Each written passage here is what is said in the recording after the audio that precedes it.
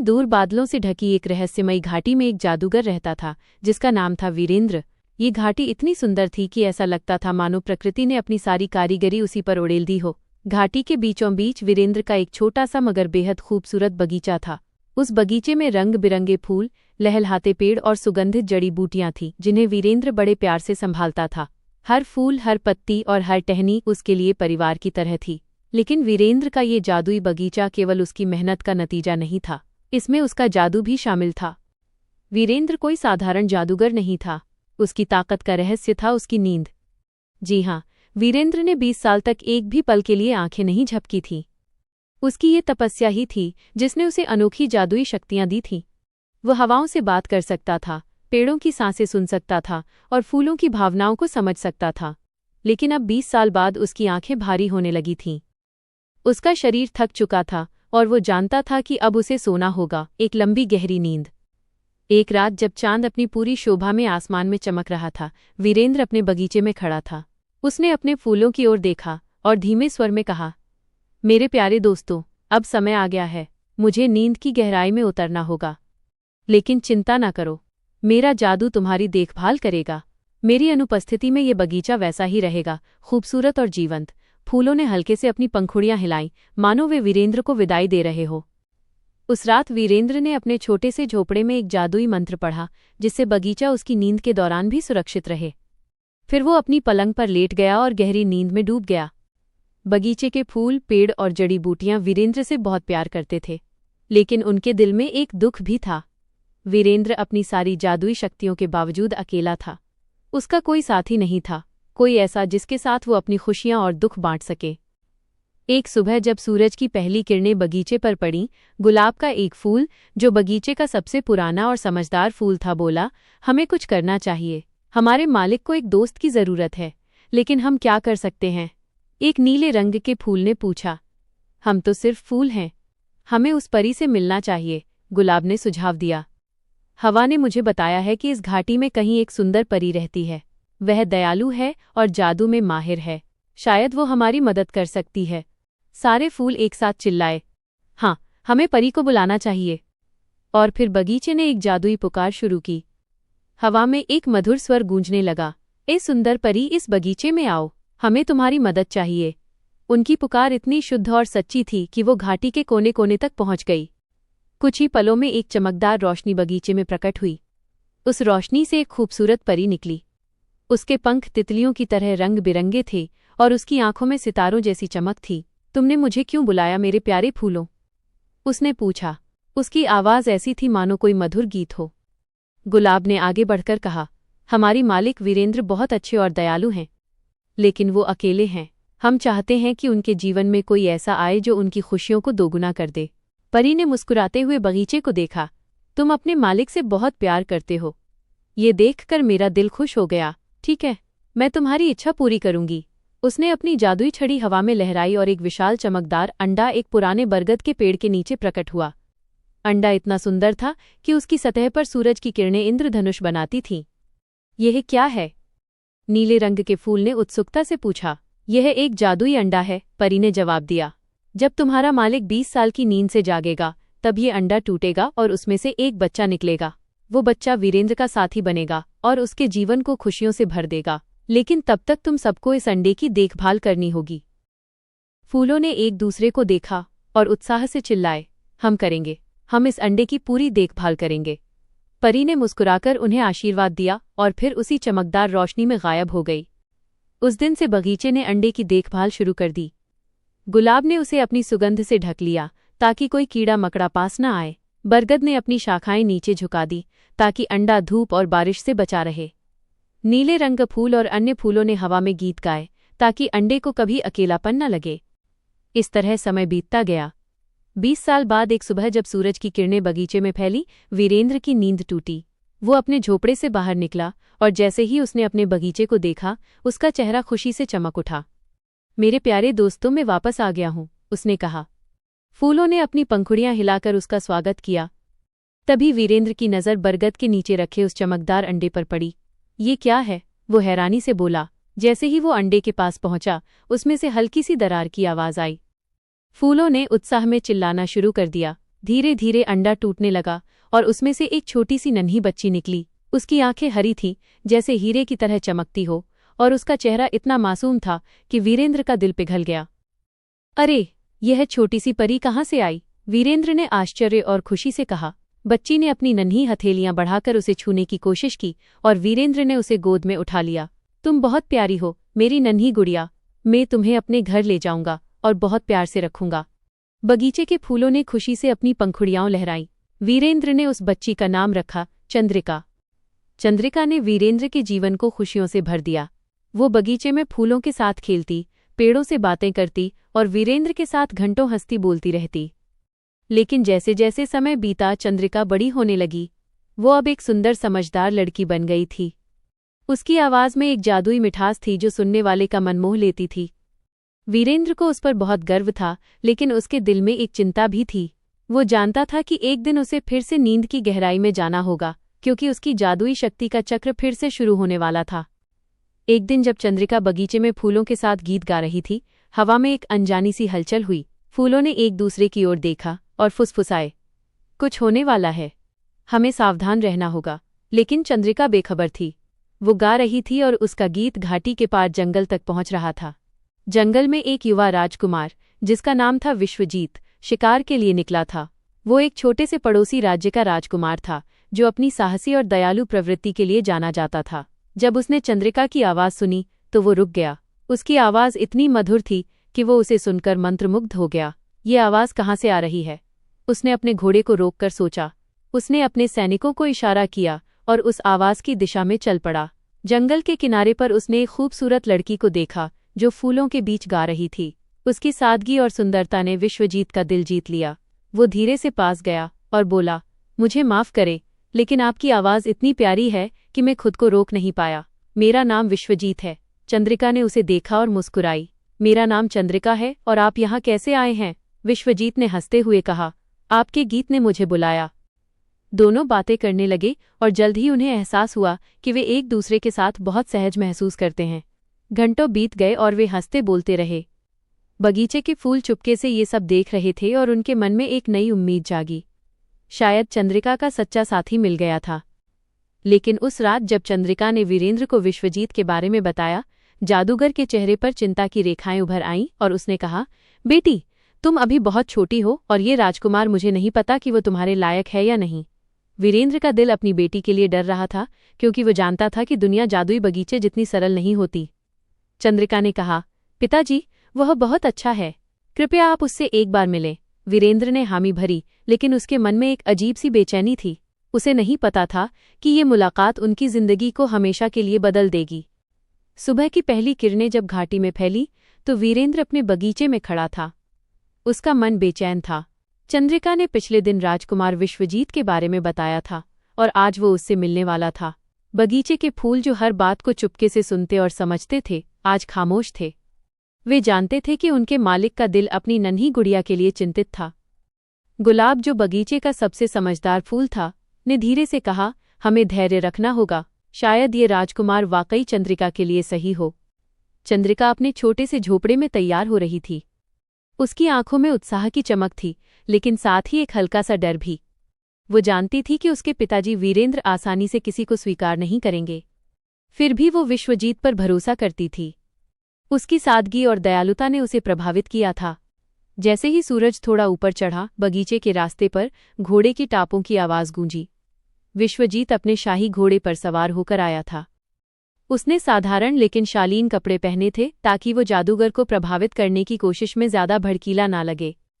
उसके साथ केवल एक सैनिक था जो सम्मान में थोड़ा पीछे खड़ा रहा। विश्वजीत ने बगीचे को देखा और उसकी सुंदरता पर मंत्रमुग्ध हो गया। यह जगह जादुई है, उसने मन ही मन सोचा। चंद्रिका ने उसे देखते ही मुस्कुराकर स्वागत किया। आप आ गए विश्वजीत, चलिए मैं आपको पिताजी से मिलवाती हूँ। उसने उसे बगीचे के बीचों बीच ले जाकर वीरेंद्र के सामने खड़ा किया। वीरेंद्र ने विश्वजीत को ऊपर से नीचे तक देखा। उसकी आंखें तीखी थी, जैसे वो विश्वजीत के मन को पढ़ना चाहता हो। तो तुम वही राजकुमार हो जिसके बारे में मेरी बेटी बात कर रही थी। उसकी आवाज़ में गंभीरता थी, लेकिन कहीं न कहीं एक नरमी भी छिपी थी। जी हाँ, महान जादूगर, विश्वजीत ने सिर झुकाकर जवाब दिया। मेरा नाम विश्वजीत है और मैं आपके बगीचे की सुंदरता और आपकी बेटी की मधुरता का कायल हूँ। मैं यहाँ आपके आशीर्वाद के लिए आया हूँ। वीरेंद्र ने एक गहरी सांस ली। बेटा, मेरी चंद्रिका मेरे लिए अनमोल है। मैंने उसे अपनी जान से भी ज्यादा प्यार से पाला है। तुम एक राजकुमार हो और तुम्हारा जीवन महलों, सैनिकों और शाही जिम्मेदारियों से भरा है। क्या तुम मेरी बेटी को वो सादगी और प्यार दे पाओगे जो वो यहाँ पाती है? विश्वजीत ने आत्मविश्वास से जवाब दिया। मैं वादा करता हूँ जादूगर जी कि मैं चंद्रिका को हमेशा खुश रखूंगा। मेरा राज्य छोटा है लेकिन मेरा दिल बड़ा है। मैं उसे वो सब दूंगा जो वो चाहेगी। चंद्रिका ने अपने पिताजी की ओर देखा। उसकी आंखें उम्मीद से चमक रही थीं। वीरेंद्र ने उसकी आंखों में वो प्यार देखा। उसका दिल पिघलने लगा, लेकिन फिर भी वो सावधान था। ठीक है विश्वजीत, उसने कहा, मैं तुम्हें एक मौका दूंगा, लेकिन अगर मेरी बेटी को कभी दुख हुआ तो याद रखना मेरा जादू तुम तक पहुंच जाएगा। विश्वजीत ने मुस्कुराकर सिर हिलाया। मैं आपका विश्वास नहीं तोड़ूंगा। उस दिन बगीचा खुशी से झूम उठा। फूलों ने अपनी पंखुड़ियां लहराई और हवा में एक मधुर सुगंध फैल गईं। चंद्रिका और विश्वजीत ने दिनभर बगीचे में समय बिताया। वे एक दूसरे के साथ हंसते, गीत गाते और भविष्य के सपने देखते। लेकिन वीरेंद्र का मन अभी भी पूरी तरह शांत नहीं था। उसे लगता था कि कुछ अनकहा सा खतरा हवा में मंडरा रहा है। कुछ दिन बाद विश्वजीत ने चंद्रिका को अपने राज्य में आमंत्रित किया। मैं चाहता हूं कि तुम मेरे महल को देखो, मेरे लोगों से मिलो। वे तुम्हें बहुत पसंद करेंगे। चंद्रिका ने उत्साह से हामी भरी, लेकिन वीरेंद्र को ये विचार अच्छा नहीं लगा। फिर भी उसने चंद्रिका की खुशी के लिए अपनी सहमति दे दी। जा बेटी, उसने कहा, लेकिन सावधान रहना, दुनिया हमारे बगीचे जितनी सरल नहीं है। चंद्रिका और विश्वजीत एक शाही रथ में सवार होकर उसके राज्य की ओर निकल पड़े। रास्ते में चंद्रिका ने जंगल, नदियां और पहाड़ देखे जो उसने पहले कभी नहीं देखे थे। उसका मन उत्साह और आश्चर्य से भरा था। जब वे विश्वजीत के छोटे से राज्य पहुंचे तो वहां के लोगों ने उनका भव्य स्वागत किया। लेकिन महल में एक व्यक्ति ऐसा था जो इस जोड़े को देखकर खुश नहीं था। वो थी मंत्री की बेटी मालविका। मालविका एक सुंदर लेकिन ईर्ष्यालु लड़की थी। वो हमेशा से विश्वजीत पर अपना अधिकार समझती थी। जब उसने देखा कि विश्वजीत का सारा ध्यान चंद्रिका पर है तो उसके मन में जलन की आग भड़क उठी। ये जंगल की लड़की कौन है जो मेरा प्यार चुरा रही है? उसने मन ही मन सोचा। उसने ठान लिया कि वो चंद्रिका को यहाँ से हटाएगी, चाहे इसके लिए उसे कुछ भी करना पड़े। मालविका ने अपने एक विश्वासपात्र नौकर रघु को बुलाया और कहा, रघु, मुझे इस लड़की को यहाँ से हटाना है। कोई ऐसा तरीका सोचो जिससे विश्वजीत का भरोसा उस पर से उठ जाए। रघु, जो मालविका का वफादार था, ने सिर झुकाकर कहा, मालकिन, मैं सब संभाल लूंगा। उधर चंद्रिका महल की सुंदरता और वहां की रौनक में खोई हुई थी। उसने महल के बगीचे में समय बिताया, जहां के फूल भले ही वीरेंद्र के बगीचे जितने जादुई नहीं थे, लेकिन फिर भी सुंदर थे। वह गीत गुनगुनाती और विश्वजीत के साथ भविष्य की योजनाएं बनाती। एक दिन जब वो और विश्वजीत महल की सबसे ऊंची मीनार पर खड़े थे, विश्वजीत ने उसका हाथ पकड़ा और कहा, चंद्रिका, मैं तुमसे शादी करना चाहता हूँ। क्या तुम मेरे साथ इस राज्य की रानी बनोगी? चंद्रिका की आंखें खुशी से चमक उठीं और उसने जवाब दिया, ओ विश्वजीत, मैं तुमसे बहुत प्यार करती हूँ, लेकिन मुझे पहले पिताजी से पूछना होगा। विश्वजीत ने कहा, बिल्कुल, हम जल्द ही उनके पास जाएंगे और उनका आशीर्वाद लेंगे। लेकिन मालविका ने उनकी बातें सुन ली थीं। उसका गुस्सा और बढ़ गया। उसने रघु को बुलाया और एक खतरनाक योजना बनाई और कहा, रघु, महल में एक प्राचीन तलवार है जो विश्वजीत के पिता की आखिरी निशानी है। वो तलवार उसके लिए बहुत कीमती है। अगर हम ऐसा करें कि वो तलवार चोरी हो जाए और इसका इल्जाम चंद्रिका पर लगे तो विश्वजीत का भरोसा उससे टूट जाएगा। रघु ने सिर हिलाया और योजना को अंजाम देने की तैयारी शुरू कर दी। उस रात जब पूरा महल सो रहा था, रघु ने चुपके से तलवार को उस कक्ष से चुरा लिया जहां उसे रखा गया था। उसने तलवार को एक गुप्त जगह पर छिपा दिया और फिर मालविका के कहने पर महल में अफवाह फैलानी शुरू की कि चंद्रिका ने तलवार चुराई है। अगली सुबह जब तलवार के गायब होने की खबर विश्वजीत तक पहुंची तो वो गुस्से से आग बबूला हो गया। ये तलवार मेरे पिता की आखिरी निशानी थी। इसे किसने चुराया? उसने अपने सैनिकों से पूछा। रघु ने आगे कर कहा, महाराज, मुझे खेद है, लेकिन मैंने देखा कि चंद्रिका रात को उस कक्ष के पास थी। शायद उसने ही ये किया हो। विश्वजीत का दिल टूट गया। वो चंद्रिका पर भरोसा करता था, लेकिन तलवार का गायब होना उसे गहरे तक चोट पहुंचा रहा था। उसने चंद्रिका को दरबार में बुलाया और गुस्से में पूछा, चंद्रिका, क्या तुमने मेरे पिता की तलवार चुराई? चंद्रिका की आंखें आंसुओं से भर गईं। नहीं विश्वजीत, मैंने ऐसा कुछ नहीं किया। मैं तुम्हारी हर चीज का सम्मान करती हूँ। लेकिन मालविका ने बीच में बोलकर माहौल को और भड़काया। उसने कहा, तो फिर तलवार कहाँ गई? तुम ही वहां थी और कोई नहीं। चंद्रिका ने बार बार अपनी बेगुनाही की दुहाई दी, लेकिन विश्वजीत का गुस्सा और दुख उसकी बातों को सुनने नहीं दे रहा था। आखिरकार उसने गुस्से में कह दिया, चंद्रिका, अगर तुमने ये किया है तो मैं तुम पर भरोसा नहीं कर सकता। यहां से चली जाओ। चंद्रिका का दिल टूट गया। उसने आखिरी बार विश्वजीत की ओर देखा। उसकी आंखें आंसुओं से भरी थीं। फिर बिना एक शब्द कहे वो महल से निकल गई। वो अपने पिताजी के पास अपने जादुई बगीचे में वापस जाने के लिए रास्ते पर चल पड़ी। रास्ते में वो बार बार सोच रही थी कि कैसे उसका प्यार इतनी आसानी से टूट गया। जब वो बगीचे में पहुंची तो वीरेंद्र ने उसे देखते ही समझ लिया कि कुछ गलत हुआ है और उसने पूछा, मेरी बच्ची, तुम रो क्यों रही हो? उसने उसे गले लगाया। चंद्रिका ने सारी बात बताई, विश्वजीत से मिलने से लेकर तलवार की चोरी और उस पर लगे इल्जाम तक। वीरेंद्र का चेहरा गुस्से से लाल हो गया, लेकिन उसने अपनी बेटी को शांत किया। चिंता मत कर मेरी गुड़िया, जो लोग सच्चाई को नहीं समझते वे तुम्हारे लायक नहीं हैं। तुम मेरे साथ यहाँ रहो, ये बगीचा तुम्हारा घर है। लेकिन चंद्रिका का दिल अभी भी टूटा हुआ था। वो रात रात भर अपने कमरे में बैठकर रोती और अपने गीतों में अपना दुख बयां करती। बगीचे के फूल भी उदास थे। वे जानते थे कि उनकी नन्ही परी दुखी है और वे कुछ करना चाहते थे। उधर महल में विश्वजीत को धीरे धीरे अपनी गलती का एहसास होने लगा। उसे याद आया कि चंद्रिका की आंखों में कितनी सच्चाई थी। उसने रघु को फिर से बुलाया और सख्ती से पूछा, क्या तुमने सचमुच चंद्रिका को तलवार ले जाते देखा था? रघु ने डरते हुए सच बता दिया, महाराज, मुझे मालविका मालकिन ने ऐसा करने को कहा था। तलवार मैंने ही छिपाई थी। विश्वजीत का गुस्सा 7वें आसमान पर पहुंच गया। उसने मालविका को दरबार में बुलाया। मालविका ने पहले तो झूठ बोलने की कोशिश की, लेकिन जब रघु ने सारी बात कबूल कर ली तो वो चुप हो गई। विश्वजीत ने उसे महल से निकाल दिया और तुरंत अपने घोड़े पर सवार होकर वीरेंद्र के बगीचे की ओर चल पड़ा। जब वो बगीचे में पहुंचा तो उसने देखा कि चंद्रिका फूलों के बीच बैठकर गीत गा रही थी। उसकी आवाज में दर्द था, लेकिन फिर भी वो मधुर थी। विश्वजीत ने उसके पास जाकर कहा, चंद्रिका, मुझे माफ कर दो। मैंने तुम पर भरोसा नहीं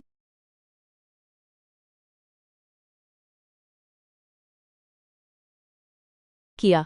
मुझे सच्चाई पता चल गई है। मैं तुम्हें कभी दुख नहीं पहुंचाऊंगा। कृपया मेरे साथ वापस चलो। चंद्रिका ने उसकी ओर देखा। उसकी आंखें फिर से आंसुओं से भर गईं। चंद्रिका ने कहा, विश्वजीत, तुमने मेरा दिल तोड़ा। मैं तुमसे बहुत प्यार करती थी, लेकिन अब मुझे समय चाहिए। मैं अपने पिताजी के साथ रहना चाहती हूँ। वीरेंद्र, जो पास ही खड़ा था, ने ये सब सुना। उसने विश्वजीत की आंखों में पछतावा देखा, लेकिन वो अपनी बेटी के फैसले के साथ था। वीरेंद्र ने कहा, बेटा, तुमने मेरी बेटी को दुख दिया। अगर वो तुम्हें माफ करना चाहेगी तो वो खुद फैसला करेगी। विश्वजीत ने सिर झुकाया और कहा, मैं इंतजार करूंगा चंद्रिका। जब तक तुम मुझे माफ नहीं करती मैं यहां से नहीं जाऊंगा। ये बगीचे के बाहर एक पेड़ के नीचे बैठ गया और उसने ठान लिया कि वो तब तक वहीं रहेगा जब तक चंद्रिका उसे माफ न कर दे। दिन बीत रहे थे और ना तो तेज धूप, न ठंडी रातें और ना ही बारिश की बूंदें उसे हिला पा रही थीं।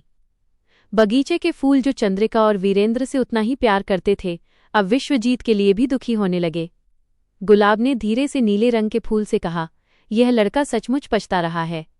शायद हमें उसकी मदद करनी चाहिए। नीले रंग के फूल ने जवाब दिया, लेकिन चंद्रिका बहुत दुखी है और मालिक, वे तो और भी नाराज हैं। गुलाब ने सुझाव दिया, हमें कुछ ऐसा करना होगा जो चंद्रिका का दिल पिघला दे। शायद हवा हमारी मदद कर सकती है। उधर चंद्रिका अपने झोपड़े में बैठी थी। उसका मन उदास था, लेकिन वह अपने गीतों में सांत्वना पाती थी। हर रात वो बगीचे में चली जाती और फूलों के बीच गीत गाती। उसकी आवाज़ इतनी मधुर थी कि हवा उसे दूर दूर तक ले जाती, लेकिन उसकी आंखों में वो चमक नहीं थी जो पहले हुआ करती थी। वीरेंद्र ये सब देखता और उसका दिल अपनी बेटी के लिए पिघल जाता। वो जानता था कि चंद्रिका विश्वजीत से प्यार करती थी, लेकिन उसका विश्वास टूट चुका था। एक रात जब चांद पूरे शबाब पर था, बगीचे में एक अजीब सी हलचल हुई।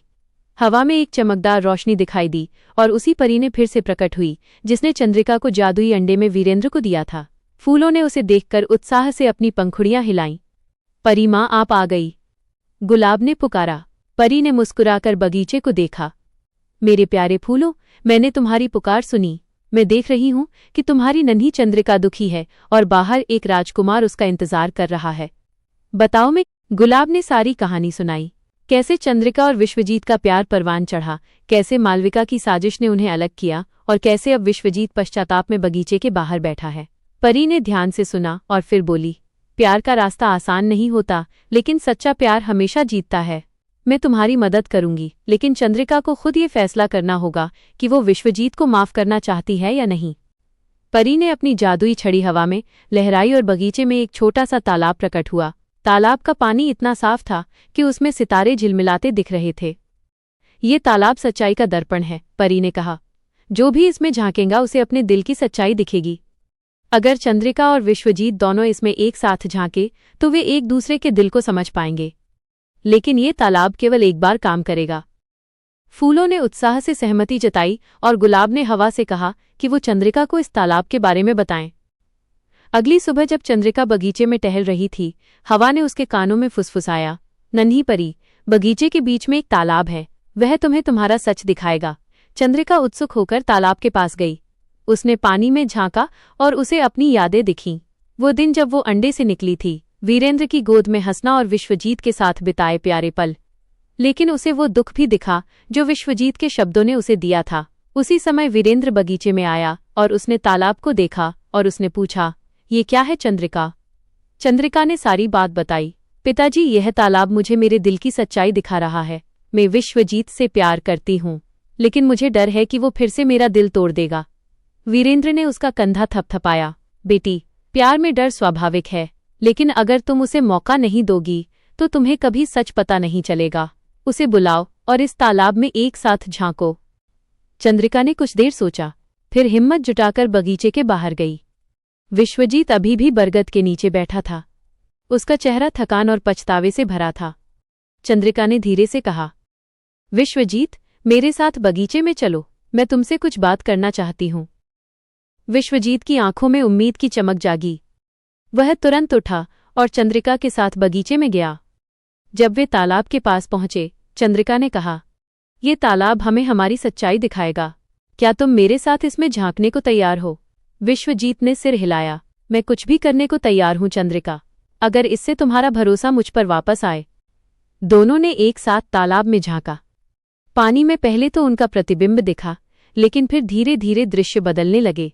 चंद्रिका को विश्वजीत का दिल दिखा, उसका प्यार, उसका पछतावा और उसकी सच्चाई। उसे दिखा कि विश्वजीत ने मालविका की साजिश का पता लगाने के लिए कितना प्रयास किया था। उधर विश्वजीत को चंद्रिका का दुख दिखा, लेकिन साथ ही उसका प्यार भी जो अभी भी उसके लिए बाकी था।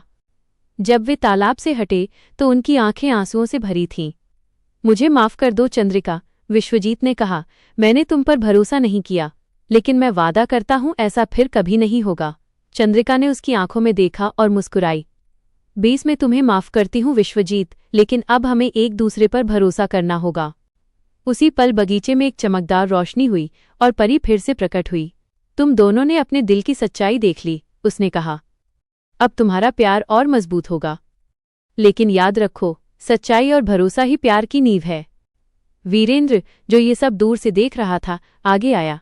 उसने विश्वजीत की ओर देखा और कहा, तुमने मेरी बेटी का दिल जीत लिया राजकुमार। मेरा आशीर्वाद तुम दोनों के साथ है। बगीचा खुशी से झूम उठा। फूलों ने अपनी पंखुड़ियां लहराई और हवा में एक मधुर गीत गूंजने लगा। चंद्रिका और विश्वजीत ने एक दूसरे का हाथ थामा और उस पल में ऐसा लगा जैसे पूरी घाटी उनकी खुशी में शामिल हो गई। कुछ महीनों बाद चंद्रिका और विश्वजीत की शादी एक भव्य समारोह में हुई। वीरेंद्र ने अपने जादू से बगीचे को और भी खूबसूरत बना दिया और उस दिन घाटी रंगों और सुगंध से भर गई। परी भी वहां मौजूद थी और उसने नवविवाहित जोड़े को आशीर्वाद दिया। लेकिन वीरेंद्र जानता था, उसकी नींद का चक्र फिर से शुरू होने वाला था। उसने चंद्रिका को गले लगाया और कहा, मेरी बच्ची, अब तुम अपने नए जीवन में खुश रहो। मैं जल्द ही सोने जा रहा हूं, लेकिन मेरा जादू हमेशा तुम्हारे साथ रहेगा। चंद्रिका की आंखें भर आईं। पिताजी, मैं आपको बहुत याद करूंगी, लेकिन मैं वादा करती हूं, मैं आपके बगीचे का ख्याल रखूंगी। और इस तरह वीरेंद्र एक बार फिर अपनी गहरी नींद में चला गया। लेकिन इस बार उसका दिल सुकून से भरा था, क्योंकि वो जानता था कि उसकी बेटी चंद्रिका अब अकेली नहीं थी। दोस्तों, आपको हमारी ये कहानी कैसी लगी, ये हमें कमेंट करके ज़रूर बताएं और वीडियो को लास्ट तक देखने के लिए आपका धन्यवाद। ऐसी ही कहानियों को देखने के लिए आप हमारे इस चैनल को सब्सक्राइब करें।